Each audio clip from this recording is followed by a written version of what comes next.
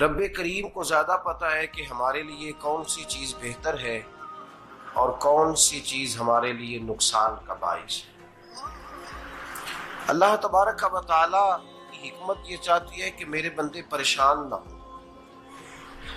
रब ये चाहता है कि मेरे बंदे किसी जगह पे भी दिक्कत और परेशानी का शिकार ना हो। तो अल्लाह तबारक व तआला ने राह एतदाल इख्तियार करने का हुक्म इरशाद फरमाया कि तुम एतदाल के रस्तों पे चलो, मोतदल जिंदगी गुजारो, अफरातो तफरीद से बचो।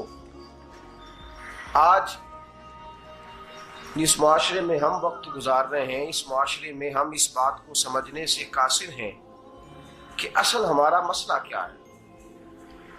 हमारा असल जो मसला है उसकी शनाख्त हमें कैसे होगी और हम फिर उस तक रसाई किस अंदाज में हासिल कर पाएंगे।